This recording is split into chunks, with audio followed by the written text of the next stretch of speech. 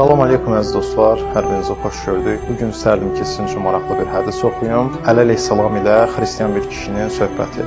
Süleym İbn Qeys Hilalidən belə nəql olunur. Möminlərin əmiri Əli əleyhissalam ilə birgə Siffeyn döyüşündən qayıtdığımız zaman o həzrət əhalisi nəsrani, yəni xristian olan bir kəndin yaxınlığında dayandı. Bu vaxt kənddən gözəl simalı və gözəl görünüşlü qoca bir kişi çıxıb əlindəki kitabla yanımıza gəldi. Möminlərin əmiri Əli əleyhissalama yaxınlaşıb salam verdi və dedi: "Mən İsa İbn Məryəmin həvarilərindən birinin nəslindənəm. O İsa'nın 12 həvarisinin arasında ən fəzilətlisi, İsa'ya ən sevimli və ən yaxın olan idi. İsa ona vəsiyyət edib kitablarını ona vermiş, hikmətini ona öyrətmişdi. Bu evin əhli hələ də onun yolu ilə gedir və onun dininə sadiq qalır. Heç vaxt küfrə düşməmiş, mürtəd olmamış və dəyişməmişlər. İsa İbn Məryəmin diktəsi və atamızın dəstxətti ilə yazılmış həmin kitablar indi mənim yanımdadır. Həmin kitablarda insanların İsa'dan sonra edəcəkləri hər bir şey, ondan sonra hakim olacaq hökmdarın adı yazılmışdır. Orada yazılmışdır ki, Allah Taala Xəlilullah İbrahimin oğlu İsmailin nəslindən ərəb olan bir şəxsi peyğəmbər olaraq göndərəcək. Həmin şəxs Təhamə adlanan yerdən, Məkkə adlanan bir şəhərdən çıxacaq. Onu Əhməd deyə çağıracaqlar və onun 12 adı olacaq.